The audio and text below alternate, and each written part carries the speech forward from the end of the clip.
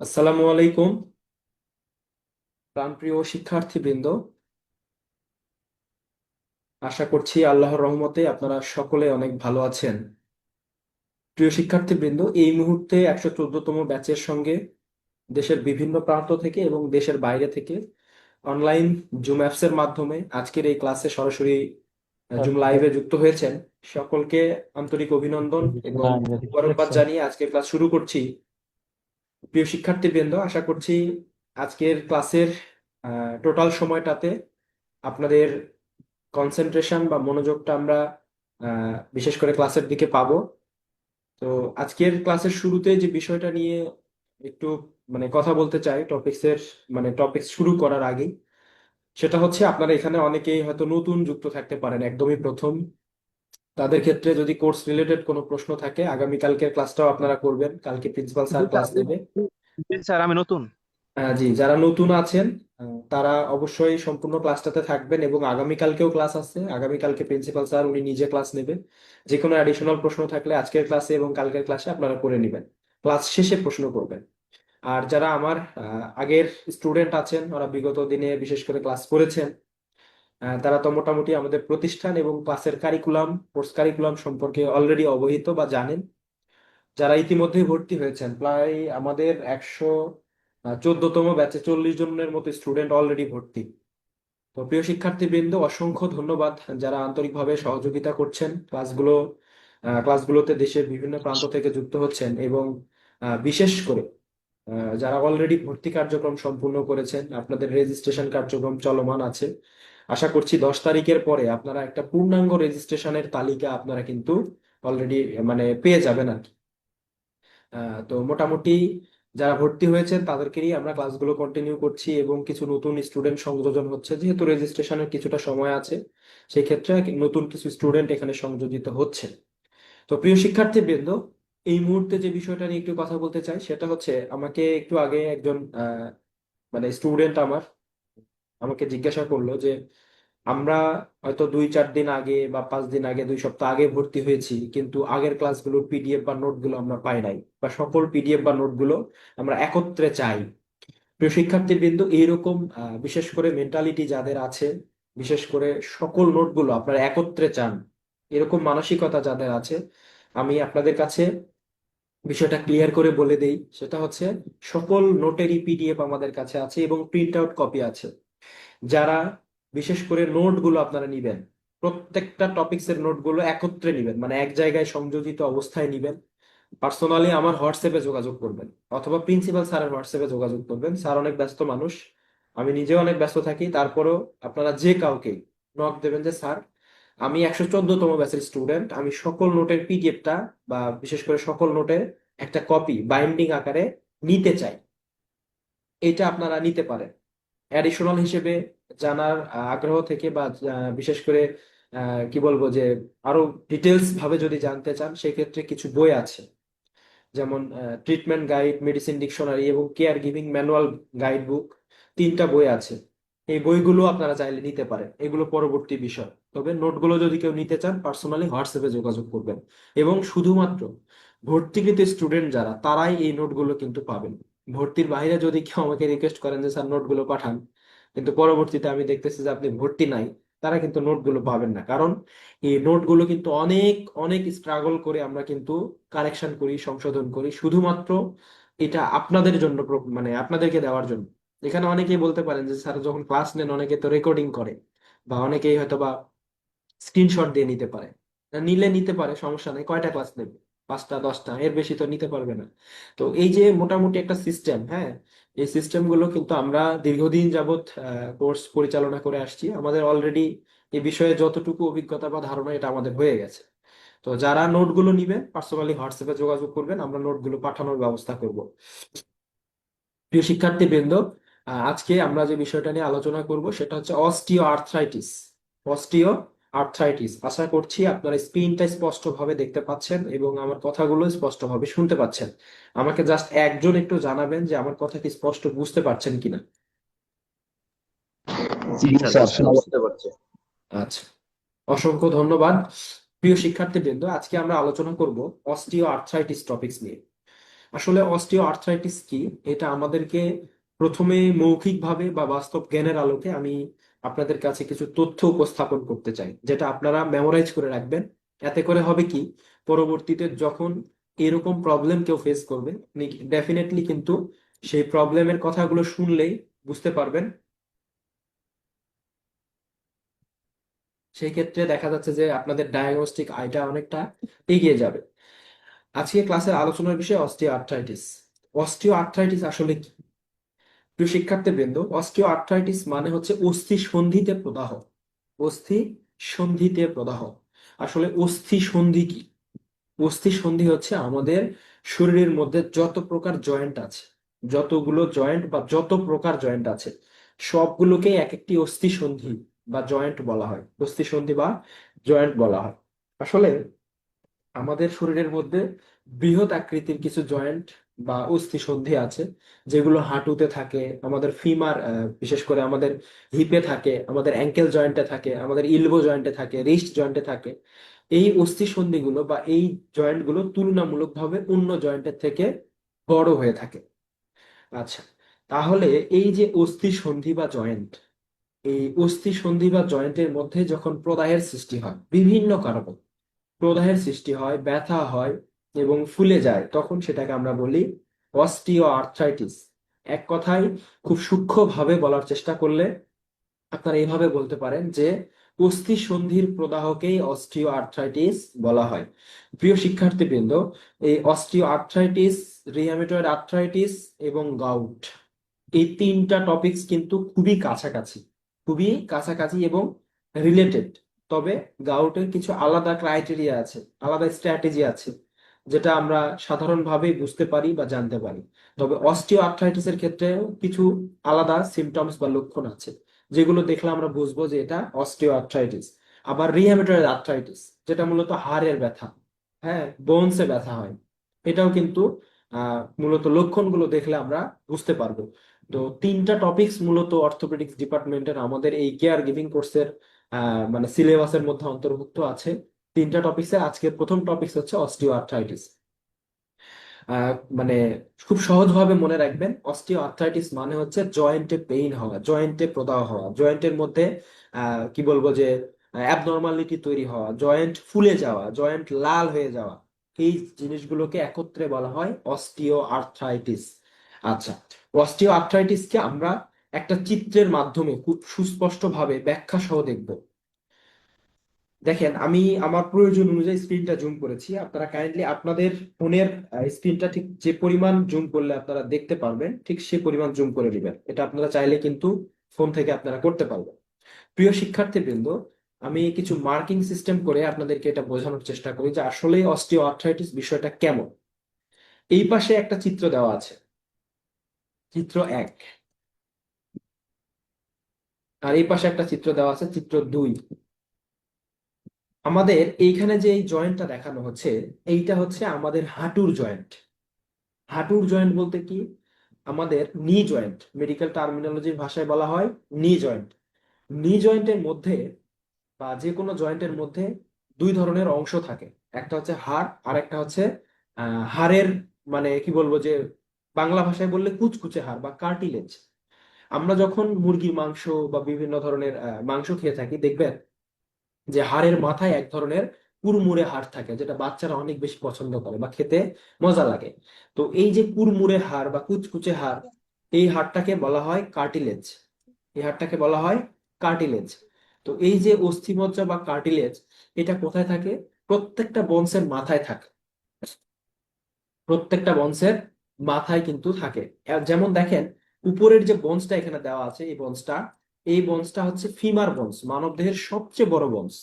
মানবদেহের সবচেয়ে বড় বন্সের নাম হচ্ছে ফিমার। এটা হচ্ছে ফিমার বন্স। আমাদের থাইয়ের যে বন্সটা আছে, সেই বন্সকে এখানে নির্দেশ দেওয়া হচ্ছে, বা সেই বন্সটাকে এখানে দেখানো হচ্ছে। আচ্ছা, তাহলে এই ফিমার বন্সের মাথার দিকে এই যে ব্লু কালারের যে চিহ্নটা দেওয়া আছে, এইটা হচ্ছে কার্টিলেজ। অর্থাৎ আমাদের হাঁটুর জয়েন্টের ঠিক শেষ প্রান্তে, ফিমার বোনসের শেষ প্রান্তে কার্টিলেজ বা অস্থি মজ্জার মতো এক ধরনের বোনস আছে, যেগুলো অনেক বেশি নরম এবং কুচকুচে টাইপের। আচ্ছা, আর নিচের যে বোনস আছে এখানে দুইটা বোনস থাকে, একটা হচ্ছে টিবিয়া আর একটা হচ্ছে ফিবুলা। টিবিয়া এবং ফিবুলা অর্থাৎ হাঁটু থেকে পায়ের গোড়ালি পর্যন্ত, আমাদের হাঁটু থেকে পায়ের গোড়ালি পর্যন্ত প্রত্যেকটা পায়ে দুইটা করে বোনস থাকে। একটা হচ্ছে টিবিয়া আর একটা হচ্ছে ফিবুলা। এই টিবিয়া বন্ডসটাকে বলা হয় মিডিয়াল বন্ডস আর ফিবুলা বন্ডসটাকে বলা হয় ল্যাটারাল বন্ডস। তাহলে টিবিয়া এবং ফিবুলা এই দুইটা বন্ডস কোথায় থাকে? আমাদের হাঁটু থেকে আমাদের পায়ের যে গোড়ালির জয়েন্ট যেটাকে বলা হয় অ্যাঙ্কেল জয়েন্ট, এই হাঁটু থেকে অ্যাঙ্কেল জয়েন্ট পর্যন্ত প্রত্যেকটা পায়ে দুইটা করে বন্ডস থাকে, একটা টিবিয়া আর একটা হচ্ছে ফিবুলা। এই টিবিয়া এবং ফিবুলার মাথার অংশে সেম ভাবে কার্টিলেজ দেওয়া থাকে, যেটা কিছুটা ডিস্ক প্লেটের মতো হয়ে থাকে, যেটা কিছুটা ডিস্ক প্লেটের মতো হয়ে থাকে, যেটা মূলত ফিমার বনসের কার্টিলেজটা এসে এই টিবিয়া ফিবুলা বনসের মাথায় যে ডিস্ক প্লেটটা থাকে সেটাতে বসে যায়, সেটাতে খাপ খেয়ে যায় বা বসে যায়। এবং এর উপরের দিক দিয়ে থাকে প্যাটেলা নামক এক ধরনের বনস, প্যাটেলা নামক এক ধরনের বোনস, যেটাকে আমরা বলি অনেক সময় আমাদের বগুড়ার ভাষায় বলা হয় যে হাঁটুর বাটির মতো বলা হয়, হ্যাঁ বাটি। তো এটা দেখবেন যে অনেক সময় ফ্লাকচুয়েশন করে, এক দিক থেকে আরেক দিকে স্থানান্তরিত হয়ে যায়, এটাকে বলা হয় প্যাটেলা বোনস। ছোট বাচ্চাদের কিন্তু এই বোনসটা থাকে না, এটা একটা বয়স সীমা পরে আস্তে আস্তে ডেভেলপ হয়। তো এই প্যাটেলা বোনসের ঠিক মানে মাথায় কি থাকে? দুই ধরনের কার্টিলেজ থাকে। এই কার্টিলেজ গুলো যখন দীর্ঘদিন বিভিন্ন কারণে, এখানে ক্যালসিয়ামের ঘাটতিজনিত কারণে হতে পারে, জয়েন্টের মধ্যে যে সাইনোভিয়াল নামক এক ধরনের ফ্লুইড থাকে, সাইনোভিয়াল ফ্লুইড, এটা কি? এই সাইনোভিয়াল ফ্লুইডটা কিন্তু আমাদের শরীরের ইন্টারনাল ফ্লুইড, ইন্টারনাল ফ্লুইড বা ইন্টারনাল তরল উপাদান। যেমন একটু উদাহরণ দিলে এই ফ্লুইডটা সম্পর্কে আপনারা ভালোভাবে জানতে পারবেন। যে আমরা যখন আমাদের প্রত্যেকটা বাড়িতেই বা আমাদের বাড়িতে দেখা যাচ্ছে দরজা আছে, হ্যাঁ, দরজা যখন অনেক বেশি শব্দ করে, সাউন্ড করে, ঠিকভাবে মানে কি বলবো যে সংযুক্ত হতে চায় না, বা হয়তো বা দরজার কি বলবো যে আমরা তালা লাগাইতে পারি না, অনেক জোরে জোরে শব্দ হয়। তো এই সময় আমরা কি করি, এক ধরনের পিচ্ছিলকারক উপাদান যেমন মবিল অথবা গ্রিজ জাতীয় উপাদান, যেটা মূলত পিচ্ছিলকারক উপাদান হিসেবে পরিচিত, এটা কি করি আমরা কিন্তু সেই বিশেষ করে দরজার যে জয়েন্ট গুলো আছে সেখানে দিয়ে দেই। দিলে কি হয়, এই সাউন্ডটা কমে যায় এবং দরজাটা ইজিলি ভাবে কি করা যায়, মুভমেন্ট করানো যায়। তো সেম ভাবে আমাদের শরীরের মধ্যে যেই জয়েন্ট গুলো আছে, আমাদের শরীরের মধ্যে যে জয়েন্ট গুলো আছে এই জয়েন্ট গুলোর এই পিচ্ছিলকারক উপাদানের নাম হচ্ছে সাইনোভিয়াল ফ্লুইড। এই সাইনোভিয়াল ফ্লুইডের যখন ঘাটতি হয়ে যায়, যখন এটা কমে যায়, তখন আস্তে আস্তে কার্টিলেজ গুলো ক্ষয় হতে শুরু করে। কারণ কি? পিচ্ছিলকারক উপাদান নেই, তার মানে এটা শক্ত অবস্থানে আছে। একটু প্রেসার ক্রিয়েট হলে দেখা যাচ্ছে কটকট আওয়াজ হয় এবং আস্তে আস্তে অস্থি মজ্জাগুলো বা কার্টিলেজ গুলো ক্ষয় হতে শুরু করে। তো যাই হোক, এটা আপনাদের বোঝানোর সুবিধার্থে আমি বললাম, যাতে করে আপনাদের বিষয়টা মনে থাকে। তো এই যে বিশেষ করে সাইনোভিয়াল ফ্লুইডের ঘাটতির কারণে হতে পারে, ক্যালসিয়াম এবং ভিটামিন D3 এর অভাবের কারণে হতে পারে, ক্যালসিয়াম এবং ভিটামিন D3 এর অভাবের কারণে হতে পারে। ম্যাডাম, পেশেন্টের কি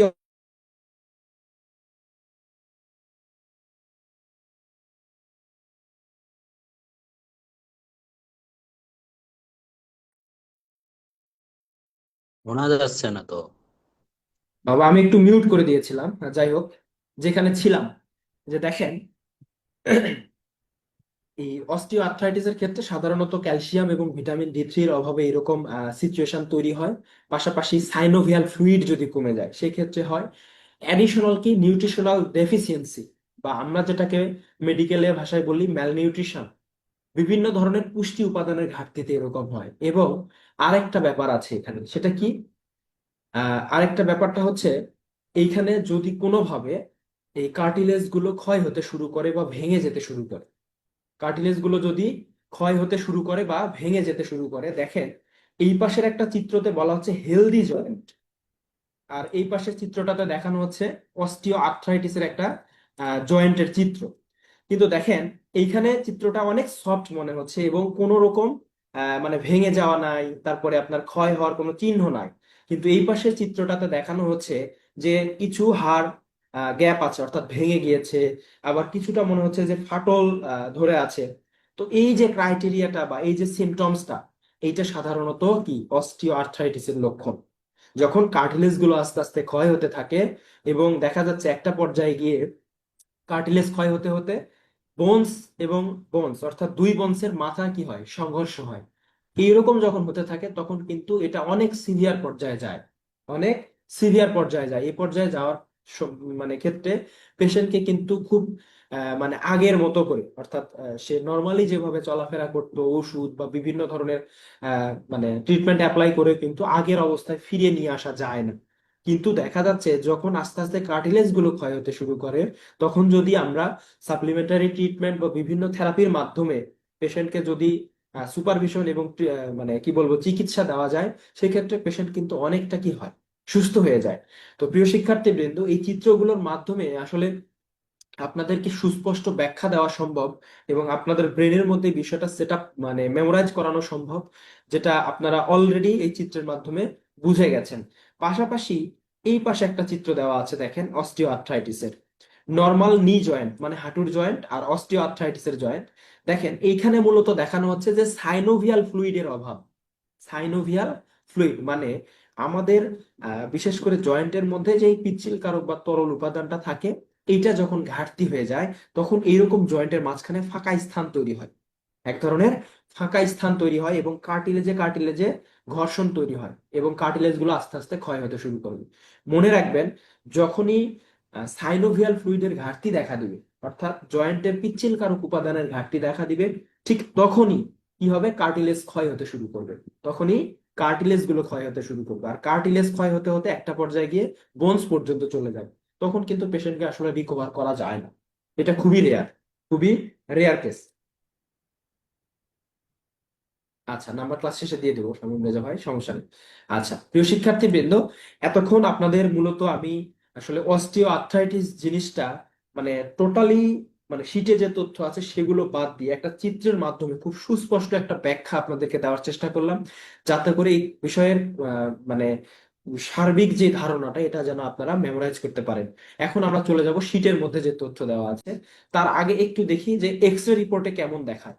এক্স রে রিপোর্টে ঠিক এই রকম একটা চিহ্ন থাকবে, তবে এখানে রেড কালার দেওয়া আছে, এটা মূলত বোঝানোর জন্য। তবে এই যে জয়েন্টের মধ্যে যে ফাঁকা স্থান, এই ফাঁকা স্থানটা অনেকটা বড় হয়ে যাবে। ফাঁকা স্থানটা অনেকটা বড় হয়ে যাবে, এটা এক্স রে রিপোর্টে দেখা দেয়। আচ্ছা, ডেফিনেশন কি বলছে দেখেন বই পুস্তকের ভাষা। অস্টিও আর্থ্রাইটিস হলো এমন একটি রোগ যেখানে শরীরের জয়েন্টের ভেতরের কার্টিলেজ, জয়েন্টের ভেতরের যে কার্টিলেজ বা অস্থি মজ্জাগুলো আছে, বা এক ধরনের প্রতিরক্ষামূলক টিস্যু, যেটা অনেক সফট হয় এবং কুচকুচে টাইপের হয়, হ্যাঁ কুড়মুড়ে হাড় বলা হয়, ধীরে ধীরে নষ্ট হতে শুরু করে। এর ফলে হাড়গুলো একে অপরের সাথে ঘষা খায়, যার কারণে ব্যথা ও অস্বস্তি তৈরি হয়। যেটা আমি এতক্ষণ আপনাদেরকে বোঝালাম, বিভিন্ন তথ্য উপাত্ত দিয়ে বোঝানোর চেষ্টা করলাম, এই কথাটা জাস্ট শর্ট শর্ট ফরম্যাটে এখানে তুলে ধরা স্যার, আছে। নর্মাল এক্সরে নর্মাল জয়েন্টের এক্সরেটা কিরকম হবে স্যার? নর্মাল জয়েন্টের যে এক্স রে অস্টিও আর্থ্রাইটিসের ক্ষেত্রে জয়েন্টের মাঝখানের যে গ্যাপ এটা তুলনামূলকভাবে কম থাকবে। এক্স রে রিপোর্টে দুই ধরনের মানে কি বলবো যে স্ট্র্যাটেজি দেওয়া থাকে। এক সাইডে দেখতে পারবেন যে নর্মাল একটা থিম বা নর্মাল একটা ছবি, আরেক পাশে দেখানো হবে আপনার বিশেষ করে আক্রান্ত অস্টিও আর্থ্রাইটিসে আক্রান্ত একটা হাঁটুর হয়তো ছবি। তো এই যে দুইটা বিষয় আপনারা দেখলেই বুঝতে পারবেন। এবং গুরুত্বপূর্ণ পয়েন্টটা হচ্ছে আপনার প্রশ্নের এই জায়গাতে, সেটা হচ্ছে এই বিশেষ করে X ray report, X ray report নিয়ে আলাদা ক্লাস হয় আমাদের, এবং আমাদের সিলেবাসের মধ্যে আছে, আপনাদেরও ক্লাসগুলো হবে। যেমন আমরা বেশ কিছু টাইপের এক্স রে নিয়ে আলোচনা করি। যেমন এই যে ফ্র্যাকচার হয়ে যাওয়া, জয়েন্টের মধ্যে ফ্লুইড কমে যাওয়া, জয়েন্টে প্রদাহ হওয়া, তারপরে আপনার হচ্ছে বুকের মধ্যে কফ জমে থাকলে এক্স রে রিপোর্টটা কেমন আসবে, আবার শুষ্ক কাশির ক্ষেত্রে এক্স রে রিপোর্ট কেমন আসবে, নিউমোনিয়ার ক্ষেত্রে এক্স রে রিপোর্ট কেমন আসবে, এই বিষয়গুলো নিয়ে এক্স রে রিপোর্ট সামনে বিশেষ করে স্ক্রিনের মধ্যে শেয়ার করে আপনাদেরকে বিষয়গুলো আমরা বুঝিয়ে দেবো। দুশ্চিন্তা করার কোনো প্রয়োজন নাই, সুন্দরভাবে ক্লাসগুলো পরিচালনা হবে। আশা করছি আপনারা উপকৃত হবেন। প্রিয় শিক্ষার্থীবৃন্দ, তো যেখানে ছিলাম যে ডেফিনেশনের যে বিষয়টা, আশা করি আপনারা বুঝতে পেরেছেন। এখন আসি এই রোগের লক্ষণ কি। একটা পেশেন্ট আপনার কাছে এসে কি কি তথ্য উপস্থাপন করবে এবং কি কি বিষয় সে ফিল করবে, বা কি কি বিষয়গুলো তার শরীরের মধ্যে দেখা দিবে, এইটা জানার আগে আমাদেরকে জানতে হবে যে মূলত অস্টিও আর্থ্রাইটিসের এই পেইন বা ব্যথাটা কোন কোন জয়েন্টে হয়, কোন কোন জয়েন্টে হয়। এতক্ষণ তো আমি অনেক বক বক করলাম, অনেক কিছু বোঝানোর চেষ্টা করলাম শুধু একটা উদাহরণ দিয়ে, কোথায়, হাঁটুর জয়েন্টে। কিন্তু এটা আরো কোথায় কোথায় হতে পারে, হ্যাঁ এটা আরো হতে পারে কোথায়, আমাদের অ্যাঙ্কেল জয়েন্টে হতে পারে, অর্থাৎ পায়ের গোড়ালির জয়েন্টে হতে পারে। আর কোথায় হতে পারে, আমাদের নি জয়েন্ট বা আহ হাঁটুর জয়েন্টে হতে পারে, যেটা নিয়ে এতক্ষণ আলোচনা করলাম। তারপর কোথায় হতে পারে, আমাদের ইলবো জয়েন্ট, অর্থাৎ আমাদের হাতের কনুইয়ের যে জয়েন্ট আছে এই জয়েন্টে হতে পারে। আবার কোথায় হতে পারে? আমাদের হাতের রিস্ট জয়েন্ট, যে জায়গায় আমরা ঘড়ি ব্যবহার করি, রিস্ট জয়েন্ট, হ্যাঁ, হাতের কবজির জয়েন্ট বলে থাকি, এই জয়েন্টেও মেরুদণ্ড হতে পারে। মেরুদণ্ড কি হইতে পারে স্যার? এক এক করে আসি, বলতেছি তো বাবা, একটু সময় দেন। আচ্ছা, তো রিস্ট জয়েন্ট মানে যেখানে আমরা ঘড়ি ব্যবহার করি, হ্যাঁ, এই ঘড়ি যেখানে ব্যবহার করা হয় এই জায়গাতে তো এই সাধারণত অস্টিওআর্থ্রাইটিসের পেইন হয়। আর একটা জায়গায় হয়, কোথায়? ঠিক আমাদের মেরুদণ্ডে, হ্যাঁ, আমাদের মেরুদণ্ডের যে বোনস গুলো আছে, আমাদের মেরুদণ্ডে অনেকগুলো বোনস থাকে, আমাদের মেরুদণ্ডে অনেকগুলো বোনস থাকে। ধারাবাহিক কিছু বোনসের মধ্যে সাধারণত এই ধরনের পেইন হয়, যেটাকে আমরা লো ব্যাক পেইন হিসেবে ধরি প্রাইমারি স্টেজে, এবং পরবর্তীতে দেখা যাচ্ছে যে এটা ডিজেনারেটিভ চেঞ্জ চলে আসে, অর্থাৎ জয়েন্ট গুলো অনেকটা ফাঁকা হয়ে যায়, ডিস্ক প্লেটটা মানে কি বলবো, ডিসপ্লেস হয়ে যায়। এগুলোকে সাধারণত অস্টিওআর্থ্রাইটিস বলা হয়। তবে সবচেয়ে বেশি হয় কোথায়? আমাদের নি জয়েন্ট, হাঁটুর জয়েন্ট। এই কারণে এই চিত্রটা বা এই বিষয়টা নিয়ে এত বেশি আলোচনা। আর কাদের অ্যাঙ্কেল জয়েন্টে হয়? যাদের মূলত ওজন বেশি, যে সমস্ত মানুষ বিশেষ করে অবিসিটিতে ভোগে, স্থূলতাতে ভোগে, অতিরিক্ত ওজন, হ্যাঁ, ওজন উচ্চতার থেকে সরি কি বলবো, যে হাইট এবং বয়স অনুযায়ী ওজন অনেক বেশি, অর্থাৎ স্থূলতা বেশি, তাদের ক্ষেত্রে অ্যাঙ্কেল জয়েন্টে সবচেয়ে বেশি হয়। কারণ পুরো শরীরের ভর বা ওজনটা কোথায় যায়? পায়ের গোড়ালিতে যায়। এবং দেখবেন একটুতেই পায়ের গোড়ালি ফুলে যায়, জয়েন্টে পেইন হয়, হাঁটতে পারে না, এই ধরনের কিছু সিমটমস তৈরি হয়। এটা মূলত অতিরিক্ত ওজন যাদের, তাদের ক্ষেত্রে হয়। তবে ম্যাক্সিমাম ক্ষেত্রে যে পেশেন্ট গুলো পাবেন হাঁটুর জয়েন্টে বা হাঁটুর, বলবে যে হাঁটুর গিরাতে ব্যথা হয়, হ্যাঁ, এরকম বলে আমাদের বগুড়ার ভাষায়, এক এক জায়গায় এক এক রকম বলতে পারে। তো দেখেন, প্রথমে লক্ষণ হিসেবে কি কি থাকবে? একটা হচ্ছে ব্যথা হবে, অর্থাৎ প্রচন্ড পরিমাণে ব্যথা হবে, আড়ষ্টতা থাকবে, জয়েন্ট মুভ করতে পারবে না, জয়েন্টটা মুভ করতে পারবে না। যেমন নামাজ নামাজ আদায় করার সময় স্বাভাবিকভাবে বসতে পারে না, স্বাভাবিকভাবে বসতে পারে না। আগে দেখবেন, আগের যুগে আমরা যখন ছোট ছিলাম, বা আমি নিজে যখন ছোট ছিলাম, আমার বয়স যদিও অনেক অল্প, মসজিদের মধ্যে কখনো চেয়ার দেখতাম না। কিন্তু ইদানিং এসে এমন কোনো মসজিদ নাই, আমার মনে হয় না যে চেয়ার নাই, প্রত্যেকটা মসজিদে কম বেশি চেয়ার আছে। হয়তো দুই একটা স্পেসিফিক থাকতে পারে যে কোথাও চেয়ার নাই। ম্যাক্সিমাম মসজিদে দেখবেন যে চেয়ারে বসে নামাজ পড়ে। আসলে সৃষ্টিকর্তা নামাজকে আমাদের মাঝে এমন ভাবে দিয়েছেন যে কারো যেন কষ্ট না হয়, কেউ ইশারাতে চাইলে নামাজ পড়তে পারে, শুয়ে থেকে নামাজ পড়তে পারে বা নামাজ আদায় করতে পারে, কেউ বসে থেকে নামাজ পড়ে, আবার কেউ দাঁড়িয়ে থেকে নামাজ আদায় করে। তো দেখা যাচ্ছে যে আগে এই প্রচলনটা কিন্তু এত বেশি ছিল না, ইদানিং কিন্তু এটা যত দিন যাচ্ছে এটা বেড়ে যাচ্ছে। তো যেটাই হোক, আমাদের অসুস্থতা থাকবে, তারপরেও যতটুকু সম্ভব সৃষ্টিকর্তার ইবাদত করতে হবে। আমাদের মুসলমান ধর্মের সাধারণত নামাজের ক্ষেত্রে যে বিষয়টা দেখানো হয় বা আমরা দেখি যেটা, সেটা হচ্ছে নামাজের সময় যে চেয়ারে বসে নামাজ আদায় করে, ইনাদেরকে প্রশ্ন করে দেখবেন যে আসলে আপনার সমস্যা কি, আপনার সমস্যা কি? আপনি তো এমনি থেকে সব কাজকর্ম, হাঁটা চলা সবকিছুই করতে পারেন, আপনি চেয়ারে বসে কেন নামাজ আদায় করেন? উনি হয়তো আপনাকে একটা কথা বলবে যে আমার হাঁটুর এই জয়েন্ট আমি ভাঁজ করতে পারি না, বা হাঁটুর এই জয়েন্ট আমি মানে মুভ করতে পারি না, নড়াচড়া করতে পারি না, ব্যথা হয়। এটা অস্টিও আর্থ্রাইটিসের লক্ষণ। এটা কি? অস্টিও আর্থ্রাইটিসের লক্ষণ, এটা মনে রাখবেন। আচ্ছা, তাহলে ওরা কি বলবো, যে আড়ষ্টতা থাকবো, হ্যাঁ, আড়ষ্টতা বলতে মূলত জয়েন্টটা মুভ করতে পারবেন স্বাভাবিকভাবে। আপনি আপনার কি বলবো, হাঁটুটাকে যেভাবে ভাঁজ করা দরকার আপনি ভাঁজ করতে পারছেন, আপনি বসতে পারছেন, উঠতে পারছেন, হাঁটতে পারছেন, সবকিছু করতে পারছেন। কিন্তু একটা অস্টিও আর্থ্রাইটিসের পেশেন্ট মুভ করতে পারবে না, হাঁটতে পারবে না, চলাফেরা করতে পারবে না, কিছু করতে পারবে না। অর্থাৎ তার জয়েন্ট মুভ করাটা অনেক, না বাবা আমি এমবিবিএস ডাক্তার না। আচ্ছা, পরে ক্লাসের শেষে আলোচনা করছি। 3 নম্বরে বলছে কোমলতা। কোমলতা বলতে এখানে আসলে অ্যাকচুয়ালি কোমলতা কথার সঙ্গে আমি একমত না, যদিও এখানে শীটের মধ্যে দেওয়া আছে। যখন অস্টিও আর্থ্রাইটিসের কোনো পেশেন্ট আপনার কাছে আসবে ব্যথা এবং আড়ষ্টতা নিয়ে, তখন এই জায়গার যেই চামড়াটা বা স্কিনটা, সেটা কিন্তু রুক্ষ শুষ্ক হয়ে যায় এবং কিছুটা ফুলে যায়, রুক্ষ শুষ্ক হয়ে যায় এবং কিছুটা ফুলে যায়। অনেক সময় দেখা যায় চাপ দিলে দেবে যাচ্ছে, চাপ দিলে দেবে যাচ্ছে, বা চাপ দিলে হয়তো আঙুলটা কিছুটা বসে যাচ্ছে, এইরকম কিছু সিমটমস থাকবে। নড়াচড়ার সীমাবদ্ধতা, যেটা অলরেডি বলেছে, কর কর শব্দ হওয়া, কর করে সাউন্ড হওয়া, অর্থাৎ দেখবেন যে নামাজ আদায় করতে বা বিভিন্ন সময় হাঁটা চলা করতে গিয়ে হয়তো সাউন্ড হয়, জয়েন্ট থেকে শব্দ আসে। এটা কেন আসে? আবার সব ধরনের শব্দ থেকে আমরা এটা মিন করব না যে তার অস্টিও আর্থ্রাইটিস হয়ে গেছে, হ্যাঁ। কিছু কিছু শব্দ আছে যেমন অনেক বেশি পরিমাণে সাউন্ড হয়, মানে যতবার সে বসবে, যতবার উঠবে, ততবার শব্দ হয়, এটা অস্টিও আর্থ্রাইটিসের লক্ষণ। কিন্তু দেখা যাচ্ছে দুই একবার হয়তো বসছে বা উঠছে, সেই ক্ষেত্রে যদি শব্দ হয়, এটা নর্মাল, এটা ফিজিওলজি। তবে এটা যদি দীর্ঘমেয়াদী বা দীর্ঘদিন থেকে দেখা যাচ্ছে হাঁটা চলা করলে বা ওঠা বসা করলেই শব্দটা হয়, এটা অস্টিও আর্থ্রাইটিসের লক্ষণ। তারপরে জয়েন্টটা ফুলে যাবে, জয়েন্টের আশেপাশের এরিয়াটা সুয়েলিং হবে বা কিছুটা ফুলে যেতে পারে। প্রিয় শিক্ষার্থীবৃন্দ, এইগুলো হচ্ছে একটা অস্টিও আর্থ্রাইটিস পেশেন্টের লক্ষণ বা জয়েন্টে প্রদাহ হওয়া পেশেন্টের লক্ষণ। তাহলে এগুলো মোটামুটি একটা পেশেন্টের ক্ষেত্রে পজিটিভ থাকবে বা কমন হিসেবে থাকবে বা লক্ষণ হিসেবে থাকবে। এখন সবচেয়ে বেশি কমন কোনগুলো থাকবে? ব্যথাটা নিয়ে আসবে, আড়ষ্টতা মানে জয়েন্ট মুভ করতে পারবে না, আড়ষ্টতা বা জয়েন্ট মুভ করতে পারবে না। আচ্ছা, তারপরে কি? নড়াচড়ার সীমাবদ্ধতা থাকবে। কিছু কিছু ক্ষেত্রে শব্দ হতে পারে, আবার অনেক পেশেন্টের ক্ষেত্রে শব্দ নাও থাকতে পারে। আরেকটা হচ্ছে জয়েন্টটা ফুলে যেতে পারে। এই যে মোটামুটি চারটা বিষয়, এই চারটা বিষয় যদি দেখেন পজিটিভ, অর্থাৎ পেশেন্টের সেই চারটা বিষয় আপনার কাছে উপস্থাপন করছে, আপনি প্রাইমারি স্টেজে তাকে অস্টিও আর্থ্রাইটিস ধরে ট্রিটমেন্ট দিয়ে দিবেন। অস্টিও আর্থ্রাইটিস ধরে প্রাইমারি ট্রিটমেন্টটা আপনারা দিয়ে দিবেন। কি প্রাইমারি ট্রিটমেন্ট, আমরা এটা এখন দেখব। আচ্ছা, treatment of osteo arthritis. Treatment of osteo arthritis. প্রিয় শিক্ষার্থীবৃন্দ, অস্টিও আর্থ্রাইটিসের কিছু ট্রিটমেন্ট দেওয়া আছে। প্রাইমারি ট্রিটমেন্ট, আসলে অ্যাকচুয়ালি প্রাইমারি ট্রিটমেন্ট বললেও এখানে অনেকগুলো মেডিসিন অ্যাড করা আছে, যেটা আমরা আজকে জানবো একটা অস্টিও আর্থ্রাইটিসের পেশেন্টকে আমরা কি কি ট্রিটমেন্ট দেব। Treatment of osteoarthritis, Rx দিয়ে লেখা আছে। আরএক্স একটি ল্যাটিন শব্দ, যেটা দক্ষিণ আমেরিকানদের ভাষা। প্রত্যেকটা প্রেসক্রিপশনে এই বিষয়টা ইনক্লুডিং থাকে।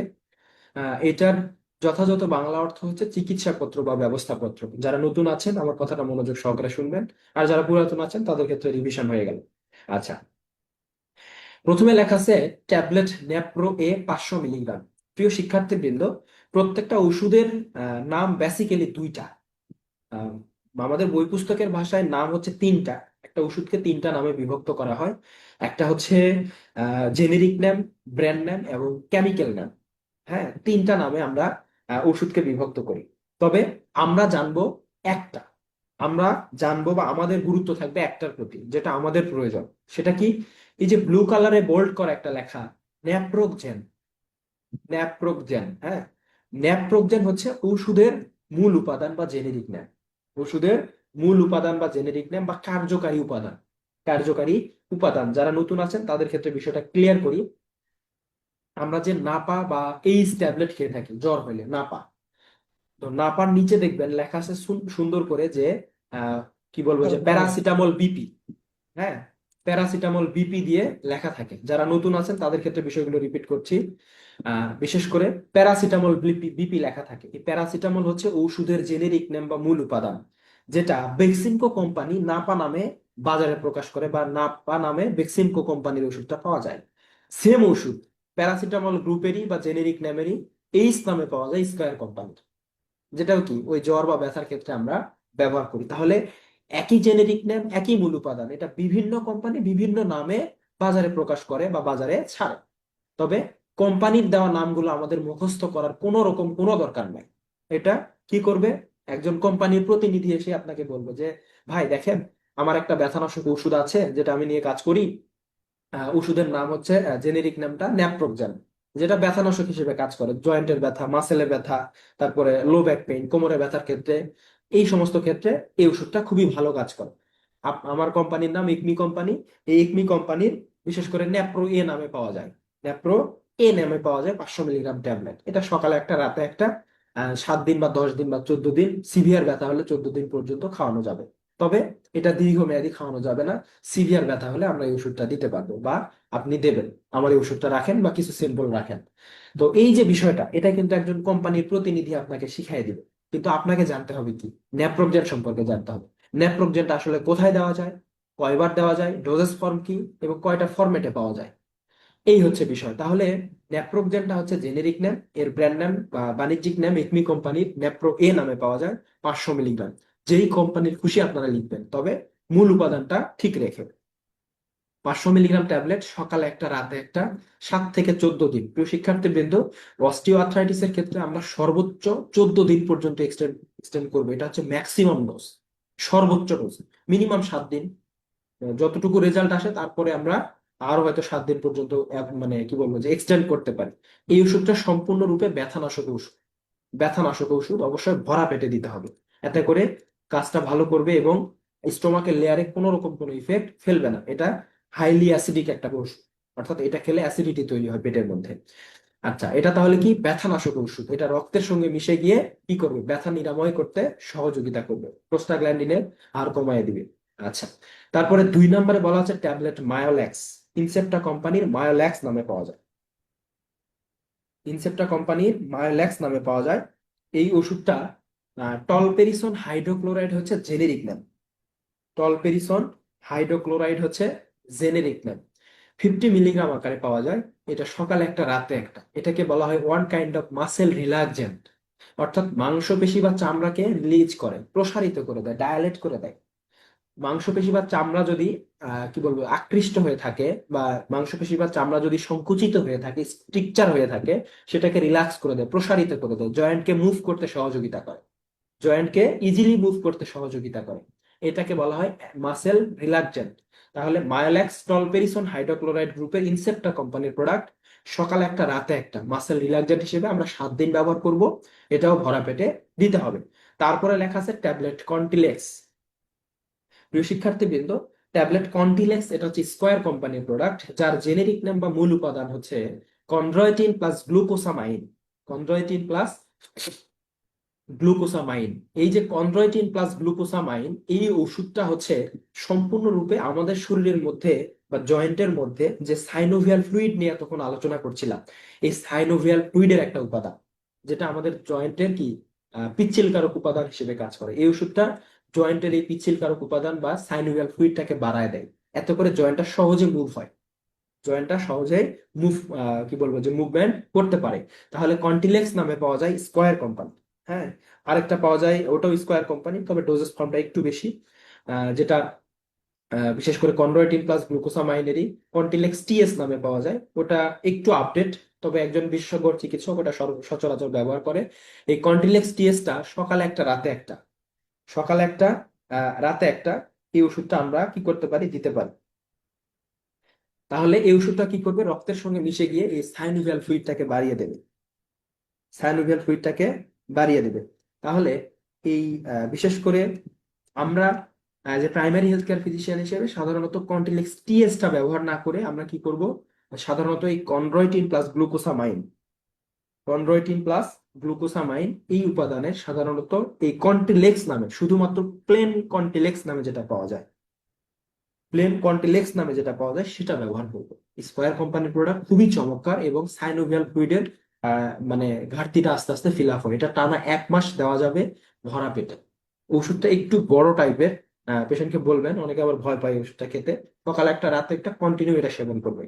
আর 4 নম্বরে লেখা আছে ট্যাবলেট ডেফ্লাকট। প্রিয় শিক্ষার্থীবৃন্দ, ডেফ্লাকট হচ্ছে one kind of steroidal drugs, সকল রোগের মোহ ওষুধ, সকল রোগের মোহ ওষুধ। জয়েন্টের ব্যথার ক্ষেত্রে এটা দিতে হয়, দিলে কি হয়, দ্রুত কাজ করে, মেকানিজম অফ অ্যাকশনটা অনেক ফাস্ট, এবং পেশেন্ট দ্রুত এই ব্যথা থেকে বা এই প্রবলেমটা থেকে অনেকটা দ্রুত কি হয়, রিকভার হয়। তাহলে এই ডেফ্লাকট হচ্ছে জেনেরিক নামটা কি, deflazacort, one kind of steroidal drugs, one kind of steroidal drugs. Tablet deflacort 6 milligram. এটা মূলত 6 মিলিগ্রাম, 24 মিলিগ্রাম, 30 মিলিগ্রাম, 18 মিলিগ্রাম, মোটামুটি 4-5টা ডোজেস ফর্মে পাওয়া যায়। তবে ডেফ্লাকটটা আমরা অস্টিও আর্থ্রাইটিসের ক্ষেত্রে বা জয়েন্টে প্রদাহের ক্ষেত্রে, সেই ক্ষেত্রে আমরা কি করব, 6 মিলিগ্রামের 2টা ট্যাবলেট প্রথম দিন, মানে প্রথম 7 দিন আর কি, সকালে 2টা, রাতে 2টা, একসাথে 2টা করে ট্যাবলেট খাবে টানা 7 দিন। তারপরে 7 দিন শেষ হয়ে যাওয়ার পরে কি করতে হবে, সকালে একটা, রাতে একটা, সকালে একটা, রাতে একটা, এভাবে 7 দিন। আর তারপরে গিয়ে, অর্থাৎ 14 দিন পরে গিয়ে 15তম দিন থেকে প্রতিদিন সকালবেলা একটা করে টানা 7 দিন, টোটালি এই ডেফলাজাকটের 21 দিনের একটা ডোজ আমরা কমপ্লিট করে দিব। এতে করে হবে কি, ওষুধটা রেসিস্টেন্স হওয়ার সম্ভাবনা কমে যাবে, এবং পেশেন্টের দেখা যাচ্ছে যে এই প্রবলেমটা খুব দ্রুত সলভ হবে। এমন কিছু কিছু সিস্টেম বা এমন কিছু কিছু বিষয় আছে যে ব্যথা হয়, ওষুধ খেলে ব্যথা সারে, আর ওষুধ ছেড়ে দিলে আবার হয়, ওষুধ খেলে ব্যথাটা সারে, আবার ওষুধ ছেড়ে দিলে আবারও হয়। সেক্ষেত্রে এই ওষুধগুলো জোরালো ভাবে কাজ করে, ওষুধ ছেড়ে আর দিলেও ব্যথাটা রিকভার হওয়ার সম্ভাবনা কম থাকে। আর 1 থেকে 3 এটা কি আগে এটাই দিব না 4 পর্যন্ত দিব? আমি আগে শেষ হ্যালো। করি, শেষ করতে দেন। আচ্ছা আচ্ছা। আচ্ছা, এখানে ডেফলাকট 6 মিলিগ্রাম, তারপরে কি বললাম যে 24 মিলিগ্রাম এবং 18 মিলিগ্রাম এবং 30 মিলিগ্রাম, মোটামুটি 4-5টা ফরম্যাটে পাওয়া যায়। আমরা অস্টিও আর্থ্রাইটিসের ক্ষেত্রে 6 মিলিগ্রাম করে ব্যবহার করব এবং যে নিয়মটা দেওয়া আছে এই নিয়মটা ফলো করব। এটা হচ্ছে 4 নাম্বার ওষুধ। আর 5 নাম্বার একটা ওষুধ লেখা আছে স্কোয়ার কোম্পানির, ক্যালবোরাল ডি, যেটা আপনারা সকলেই চেনেন। এটা পট আকৃতিতেও পাওয়া যায়, আবার পাতা আকৃতিতেও পাওয়া যায়। ক্যালসিয়াম প্লাস ভিটামিন D3, মোটামুটি শরীরের মধ্যে ক্যালসিয়াম সাপ্লিমেন্ট হিসেবে বা ক্যালসিয়ামের ঘাটতিটা ফিল আপ করবে এবং বোন ডেনসিটি বাড়াবে, হাড়ের ঘনত্ব বাড়াবে, হাড়ের কর্মক্ষমতা বাড়াবে, হাড়ের শক্তি বাড়াবে। তো এই যে মোটামুটি ক্যালসিয়াম প্লাস ভিটামিন D3, এটা শুধুমাত্র দুপুরবেলা একটা করে টানা 1 মাস কন্টিনিউ এই ওষুধটা দেবে। আর ক্যাপসুল ডেক্সিল্যান 30 মিলিগ্রাম, ডেক্সল্যান্সোপ্রাজল, এটা হচ্ছে গ্যাসের ওষুধ। সকালে একটা রাতে একটা, হ্যাঁ সকালে একটা রাতে একটা, টানা 1 মাস। এইভাবে মোটামুটি মোটামুটি এইভাবে বা এই ফরম্যাটে অস্টিও আর্থ্রাইটিসের পূর্ণাঙ্গ একটা ট্রিটমেন্ট আপনারা চাইলে দিতে পারবেন। হ্যাঁ, এখন আমি লাইন মতো কথায় আসি। প্রেসক্রিপশনটা অলরেডি আপনাদের বুঝাই দিয়েছি, কোন পেশেন্টকে কোন ট্রিটমেন্ট দিবেন, এখন এইটা নিয়ে আমি কথা বলবো। আপনারা নিজেদের প্রয়োজন অনুযায়ী স্ক্রিনটাকে জুম করে নেবেন। আমি স্ক্রিনটাকে অনেকটা ছোট করে দিলাম। আচ্ছা, কোন পেশেন্টকে কোন ট্রিটমেন্ট দিবেন, অনেকেই অনেক রকম কথা বলতে পারেন। ক্লাস শেষে হয়তো বলবেন যে স্যার, এই যে ট্রিটমেন্টটা আপনি দিলেন, একটা পল্লী চিকিৎসক বা যে প্রাইমারি হেলথ কেয়ার ফিজিশিয়ান বা একজন ফার্মেসি বিজনেস পরিচালনাকারী, একজন কি বলবো যে প্যারামেডিক চিকিৎসক, তার কাছ থেকে একটা পেশেন্ট কি এতগুলো ওষুধ খাবে বা ওষুধগুলো কিনবে বা এইভাবে ডোজ কমপ্লিট করবে? এখন কথা হচ্ছে, যে আপনার কাছে ট্রিটমেন্ট নিতে আসবে, আপনার কাছে তার প্রবলেমের কথা বলবে। আজকের ক্লাসের মধ্যে যদি আপনি এতটুকু উপলব্ধি করতে পারেন যে একটা পেশেন্টের এইরকম এরকম সিমটমস হলে এই ওষুধগুলো পারফেক্ট ওয়েতে দেওয়া যাবে বা আমরা দিতে পারবো, এই ওষুধগুলো আমরা দিতে পারবো, সেই সমস্ত পেশেন্টের ক্ষেত্রে পেশেন্ট কাউন্সিলিং এর মাধ্যমে আপনি কিন্তু বুঝতে পারবেন ফিনান্সিয়াল ক্যাপাবল কিনা, পেশেন্টের মানসিকতা কেমন।